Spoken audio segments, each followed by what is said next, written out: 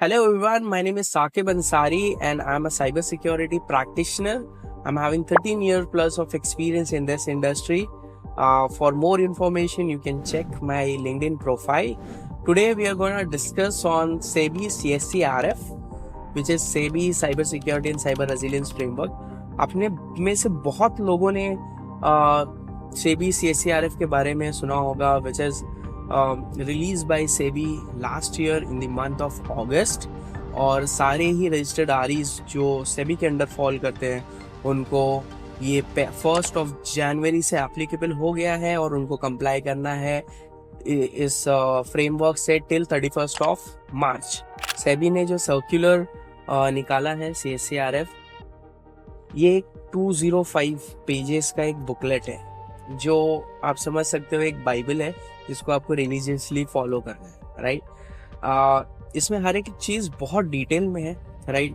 पहला multiple categories define है, segment किया गया है कि आप कौन सी कैटेगरी में फॉल करते हो। तो यहाँ पे मेजर 3 कैटेगरीज है।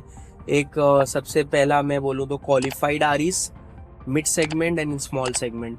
उसका एक सिंपल क्लियर कट एक टेबल दिया हुआ है according to what services you are delivering and annual turnover आपका कितना है। अकॉर्डिंग टू दैट आप उस कैटेगरी में फॉल होंगे और उस कैटेगरी के अकॉर्डिंग आपको साइबर की क्या क्या चीज़ें इम्प्लीमेंट करना है, प्रोसेस बिल्डअप करना है, वो सारा ही उसमें डिफाइंड है।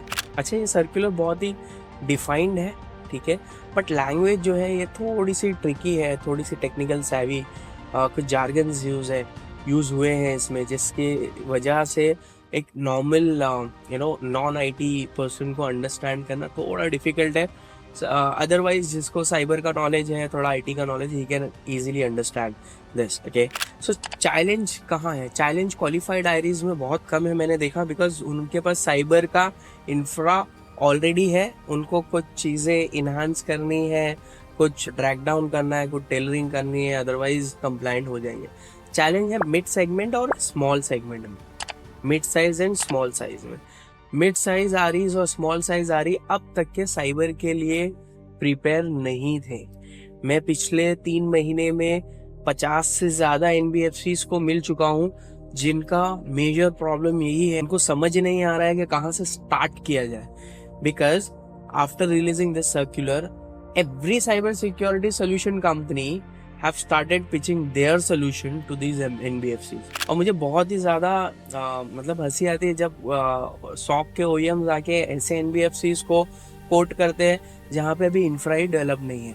मैंने कुछ ऐसे NBFCs देखी जहाँ पे एंटीवायरस और फायरवॉल भी नहीं लगा हुआ है और सॉक के वेंडर ने वहाँ पे अपना प्रपोजल दिया हुआ है। तो ये एक समझने की बात है कि किस तरीके से मतलब है ना कस्टमर को भी एजुकेट किया जाए। सो द प्रॉब्लम इज उनको ये समझ ही नहीं आ रहा है। मुझे कस्टमर ने बोला, साकिब हम लोग समझ नहीं पा रहे कि हम लोग कहाँ से स्टार्ट करें, ठीक है। तो मैंने उनको भी यही सजेस्ट किया है, मैं आपको भी यही सजेस्ट करता हूँ कि एक सिंपल थंब रूल है, किसी भी रेगुलेटर ने जो सर्कुलर निकाला है अकॉर्डिंग टू दैट अगर आपको कंप्लाई होना है तो 3 चीज़ें हैं, पीपल, प्रोसेस एंड टेक्नोलॉजी। आपको इसको लाइन बाय लाइन स्टार्ट करना है।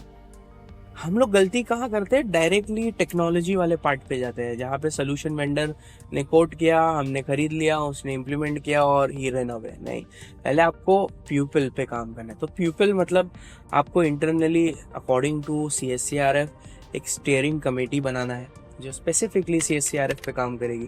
जैसे मैंने देखा है सारी NBFCs में बोर्ड मेंबर्स होते हैं, ठीक है। तो वो बोर्ड मेंबर्स में से कुछ मेंबर्स स्टीयरिंग कमेटी का मेंबर बन सकते हैं जो CSCRF के लिए अकाउंटेबल होंगे, और दूसरी टीम आती है जो थोड़े टेक्निकल सैवी होंगे। अच्छा, कौन से लोग स्टीयरिंग कमेटी में होंगे? Directors, compliance officers, anybody from any technical team, ठीक है।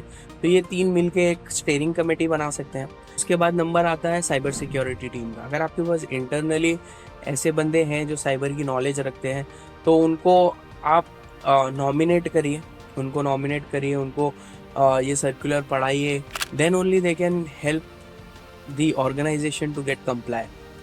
अगर आपके पास ऐसे बंदे नहीं हैं और मैंने बहुत मेजर केसेस में देखा है जहाँ एक नॉर्मल आईटी बंदा होता है उसके लिए पॉसिबल नहीं है, तो आपको एडिशनली बाहर से कंसल्टेंट हायर करना पड़ेगा। जैसे सेबी के CSCRF में एक पॉइंट है कि आपके पास सीसो होना चाहिए। तो सीसो एक डेजिग्नेशन है, बहुत बड़ी डेजिग्नेशन है। अगर मार्केट में आप सीसो को हायर करने जाओगे तो एक बेस सैलरी सीसो की होती है 40-50 लाख रुपए ईयरली। वो बहुत डिफिकल्ट है सीसो को हायर करना। तो सीसो एज अ सर्विस, वर्चुअल सीसो, तो कुछ सर्विसेज होती है वेंडर्स प्रोवाइड करते, जैसे मैं कुछ अकाउंट्स में वर्चुअल सीसो हूँ जहाँ मैं गवर्नेंस में हेल्प करता हूँ। तो वैसी टीम्स को अलाइन करना होगा आपको जो कंप्लायंस को समझते हैं, जो सर्कुलर को समझते हैं। तो वो लोग फिर स्टीयरिंग कमेटी के साथ मिलके एक टीम बनेगी और वो काम स्टार्ट कर सकते हैं।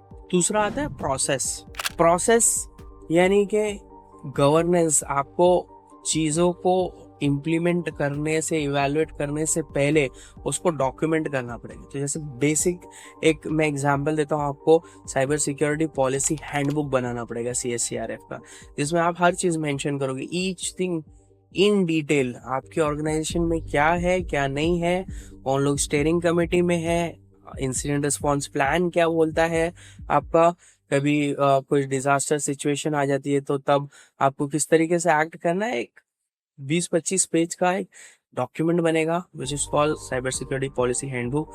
और सेकेंड फेज में आप प्रोसेस को बिल्ड करोगे ultimately in a last phase which is technology में आपको वही प्रोसेस डॉक्यूमेंट्स को फॉलो करना है।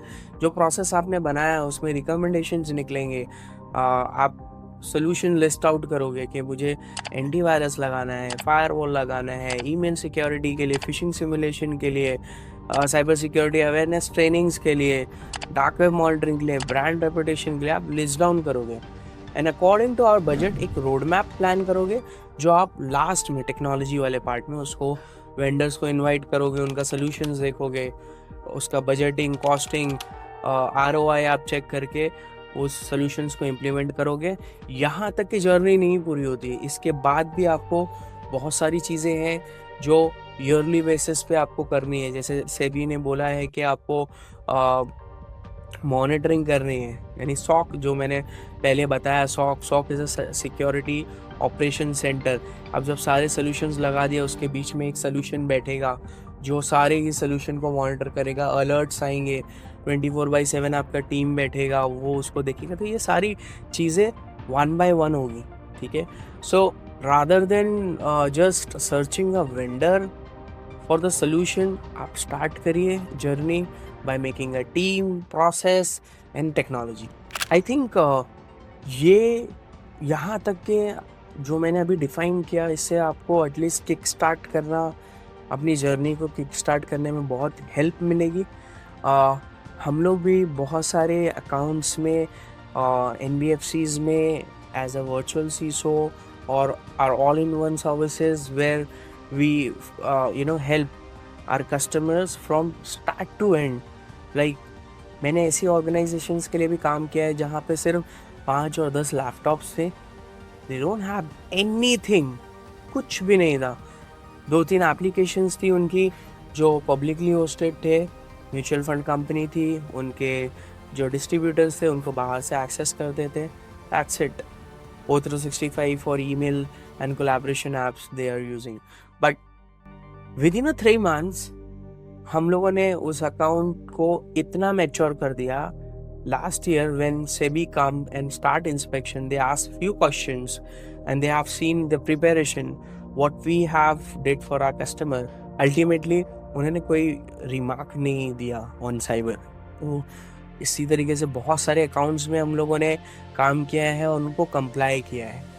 If you want to further discuss on CSCRF कि कहाँ से आपकी जर्नी आपको स्टार्ट करनी है और कितना जल्दी आपको सेबी से कंप्लाई होना है, आपका एग्जिस्टिंग इंफ्रा अभी कहाँ है और कहाँ होना चाहिए, you can directly call me on this number and you can even drop me an email on this email ID.